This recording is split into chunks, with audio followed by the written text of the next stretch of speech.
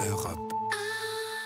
Union ou désunion pour l'Europe et mariage pour vous, Axel de Tarlé. Une étude montre que se marier coûte de plus en plus cher. Et oui, au point que cela dissuade beaucoup d'entre nous de passer à l'acte. Voilà, moi c'est un sujet beaucoup plus léger. Je ne sais pas si certains d'entre vous sont invités prochainement à des mariages, mais sachez que ceux qui se marient passent à la caisse. Vous savez combien ça coûte un mariage en moyenne ? Organiser un mariage, alors on est deux, mais... Je crois que c'est plus de 5 000 euros. Voilà, c'est 8 666 euros. C'est cher. C'est 406 euros c'est une étude Sofinco qui le montre. Et effectivement, il y a 53% des Français qui disent moi ce qui me freine c'est le coût du mariage, c'est 9 000 euros à sortir. Alors ce qui coûte le plus cher c'est le repas. Oui, il faut faire dîner en moyenne.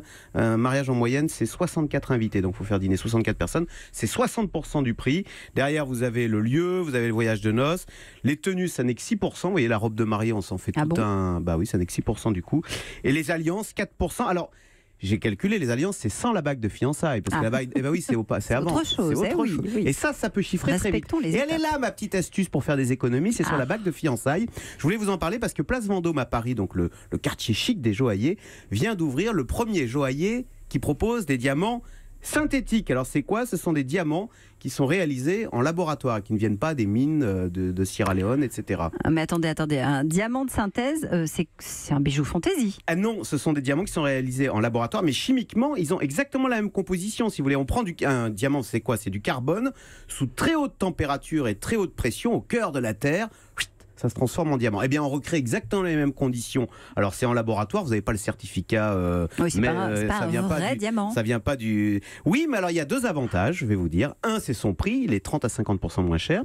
Et deuxième avantage, comme il vient pas... Je ne sais pas si vous avez vu ce film épouvantable sur les diamants de sang. Diamants de sang, qui montrait comment l'argent des diamants allait financer les guerres civiles avec des enfants soldats au Sierra Leone, et au Libéria.